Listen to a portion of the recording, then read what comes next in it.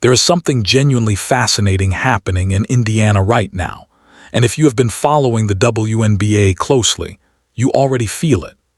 The Indiana Fever are transforming, not slowly through years of patient roster building, but rapidly, almost urgently, as if everyone involved understands that a rare, once-in-a-generation window is open right now and may not stay open forever.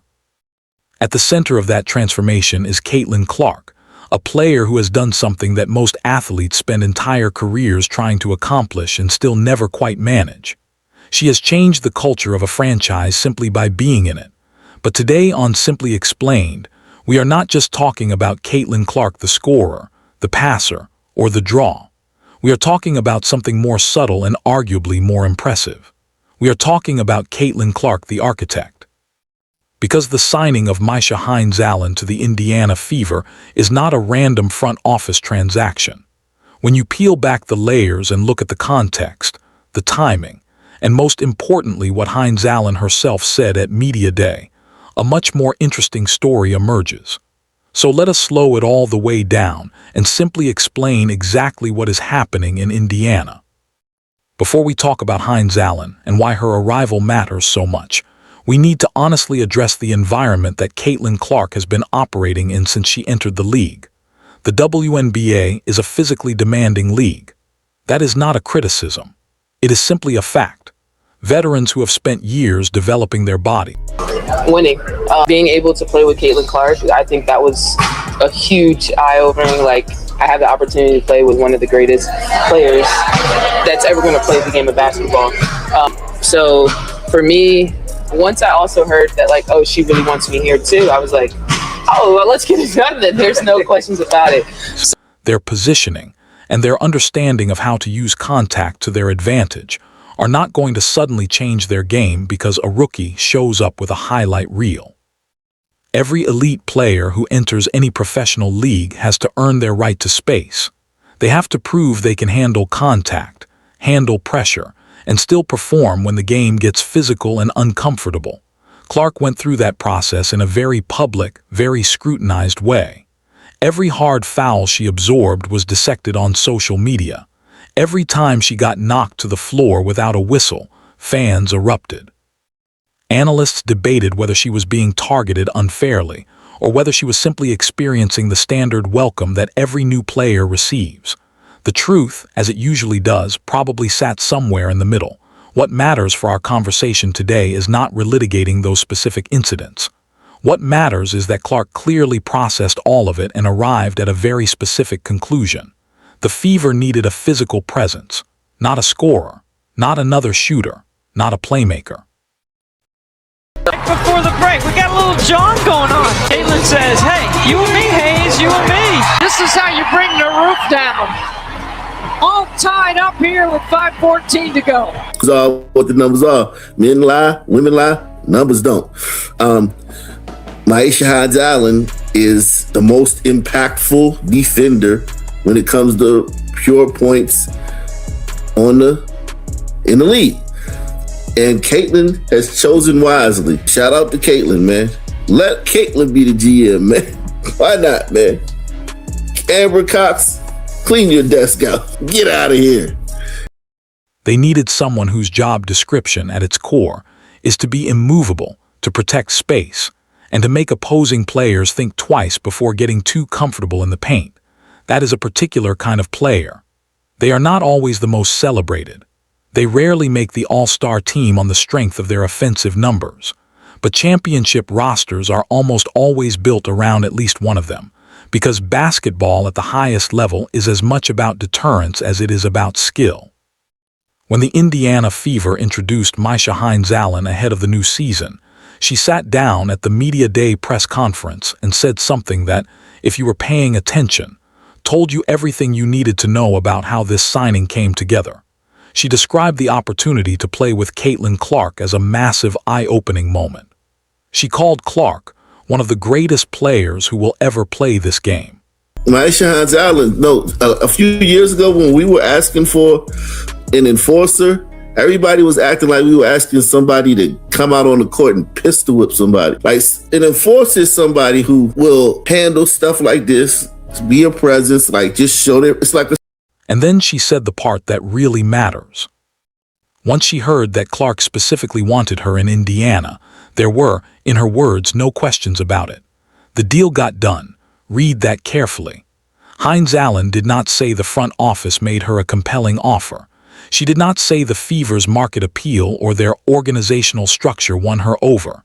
She said that learning Clark wanted her there removed every remaining doubt. The player recruiting the player. The star telling a free agent, directly or indirectly, that she is valued and wanted, and that message being the deciding factor. Now, to be fair, this kind of thing happens in professional sports more often than front offices like to publicly acknowledge. like choking Caitlyn, and you got to come over there and grab and pull them off of them. A lot of times it's just, oh, we saw that. Okay. Next time down, boom, chicken wing to that girl.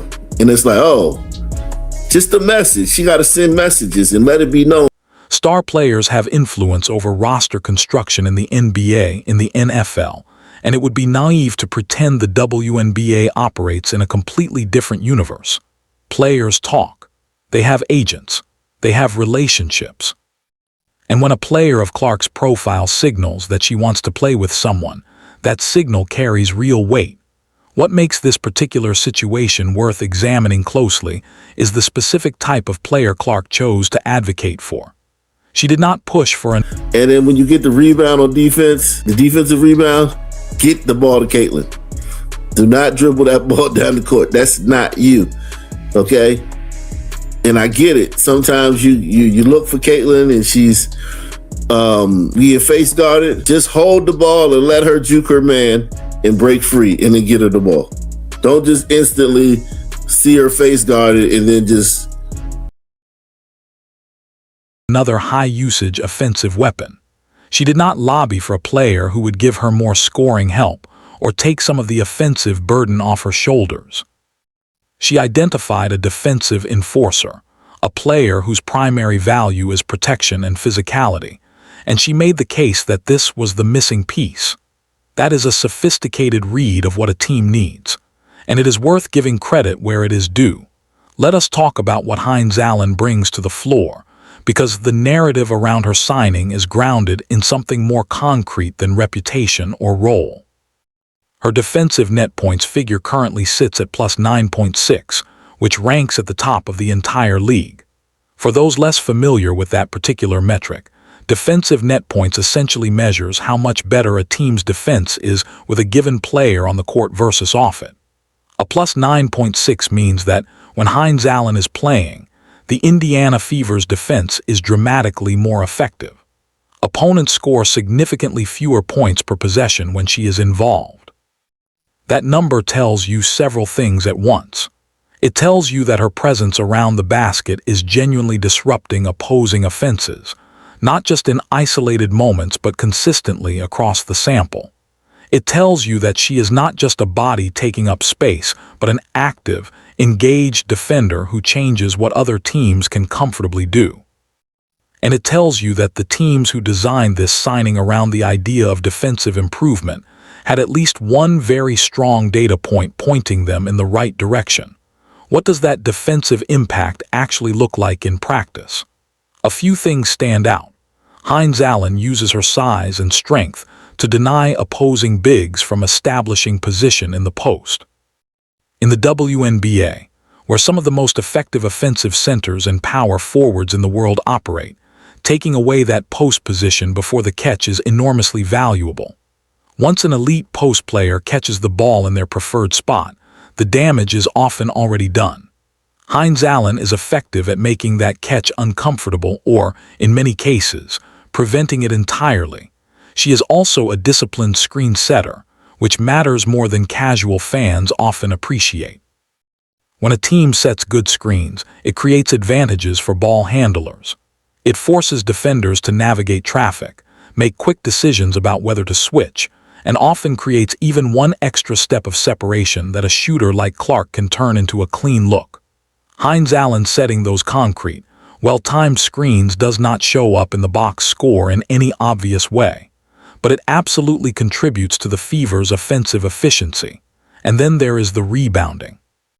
Securing the defensive glass and quickly initiating the offense in Clark's hands is one of the simplest but most effective things a big player on this roster can do.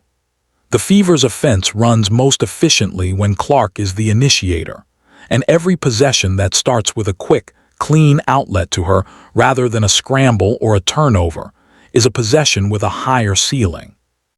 The word enforcer gets thrown around a lot in sports conversations, and it is worth taking a moment to simply explain what it actually means in this context, because the term often conjures images of dirty play, cheap shots, and intentional fouls. That is not what we are describing here. A true defensive enforcer in modern basketball is essentially a deterrent. Think of it the way you might think of a visible security presence in a store or a building. The security guard's job is not primarily to chase people down or get into confrontations. Their job is to be visible and credible enough that people modify their behavior just by knowing they are there. In basketball terms, that means opposing players think twice before throwing a forearm into a teammate's ribs when they know someone on the other team is willing and capable of responding. It means that the physical tone of a game shifts because the other team understands there are consequences for crossing certain lines. It means that younger players on the roster can focus on their offense without constantly bracing for contact because they know someone has their back. For Caitlin Clark specifically, this matters a lot. She is a guard who operates primarily away from the basket, but her gravity pulls defenders toward her, which means she is often in traffic. She drives. She creates contact. She draws fouls. And for 2 years, she absorbed a significant amount of physical attention without a clear on-court response from her teammates. Hines-Allen's presence changes that calculus. It also matters for Aaliyah Boston, who has developed into one of the better young centers in the league. Boston is an excellent offensive player with beautiful footwork and strong decision-making. But there have been moments where opposing post players have gotten overly physical with her, leaning on her, pushing her off her spot, testing whether she is going to push back. Having a teammate who can credibly play that physical edge gives Boston more freedom to focus on her offensive craft without constantly having to win those body battles alone. In the spirit of honest, balanced analysis, there is one habit that has come up in film study and conversation that Hines-Allen needs to keep in check, and it is worth mentioning because it is a real risk to the Fever's offensive system. When she secures a defensive rebound, there is occasionally a temptation to put the ball on the floor and try to push it herself in transition. For a player of her size and skill set, that is a dangerous impulse. She is not a perimeter guard. She is not built to navigate 94 feet of transition traffic and make reads at speed while dribbling. When she tries to do that, the risk of getting trapped, losing the ball, or simply slowing the Fever's break is real. The correct answer, virtually every single time, is to immediately look for Clark. Even if Clark is being face-guarded or closely attached by a defender, the right play is to hold the ball, let Clark work to get free, and deliver the outlet pass the moment the window opens. Clark in transition with the ball in her hands is one of the most dangerous offensive situations in the league right now. Any deviation from getting her the ball quickly is a missed opportunity at best and a turnover at worst. This is not a criticism of Hines-Allen's basketball IQ. It is simply a role clarity issue. Every player has a lane, and staying in that lane is what makes teams efficient. Her lane is protection, physicality, screening, and rebounding. The moment she wanders out of it, she creates problems that undermine the very system she was brought in to strengthen. Let us zoom out for a moment and think about the bigger picture here, because the Hines-Allen signing is a window into how Caitlin Clark understands the game. Most players, especially younger ones still establishing themselves, tend to think about roster construction in terms of what helps them look better individually. More shooters around them. More playmakers who can take pressure off them. More offensive weapons that force defenses to choose their poison. That is the natural, almost automatic response to being a primary offensive player, and there is nothing wrong with it as a strategy. But Clark apparently looked at her situation and reached a different conclusion. She decided that the thing most likely to unlock the Fever's ceiling was not adding offensive firepower. It was solving the physical intimidation problem that had been hanging over the team for 2 seasons. She identified the specific type of player who could solve that problem. She communicated that clearly enough for Hines-Allen to feel it as a direct invitation, and she made the case to the people making decisions. That is a layered, mature read of what a team needs to win at the highest level. It shows an understanding that individual stats and team success are related but not identical, and that building toward genuine championship contention sometimes means prioritizing things that do not directly inflate your own numbers. Whether Clark was operating as an unofficial voice in front office decisions, or simply making her preferences known through the channels available to any star player, the outcome is the same. The Fever made a move that matches exactly the kind of need a thoughtful analysis of their roster would identify. And the early results, measured in those defensive net point figures, suggest the move is working. What we are watching in Indiana right now is a franchise in the middle of a genuine identity shift. For a long time, the Fever were a team with one transcendent talent and a supporting cast still figuring out what it was supposed to be. The pieces around Clark were developing, showing flashes, but the overall identity of the team was somewhat undefined. Were they a run-and-gun outfit, a half-court team, a defensive-minded group that ground out wins? With Hines-Allen in the fold and the early defensive numbers looking like they do, the answer is starting to crystallize. The Fever want to be a team that is genuinely hard to play against physically.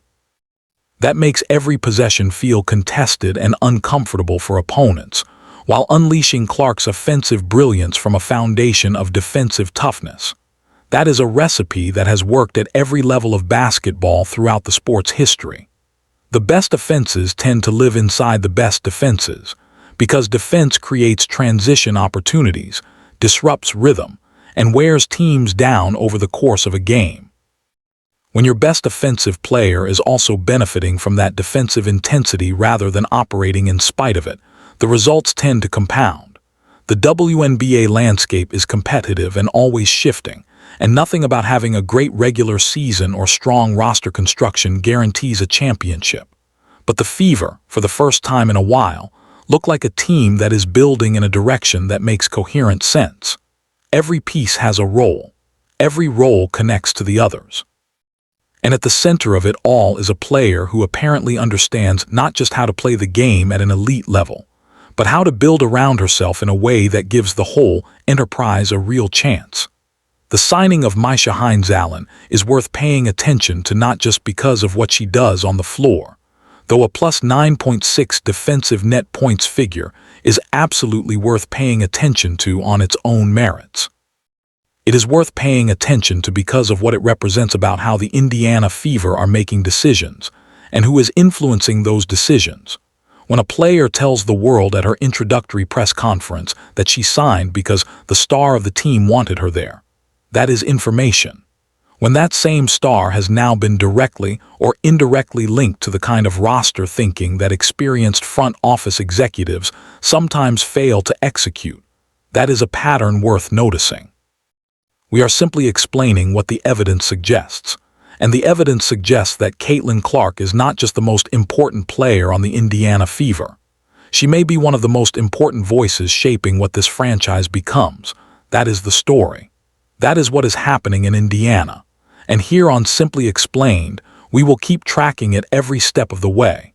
If you found this breakdown useful, subscribe to Simply Explained so you never miss an analysis. Drop your thoughts in the comments. Do you think the Hines-Allen signing is the final piece for the Fever, or is there still something missing?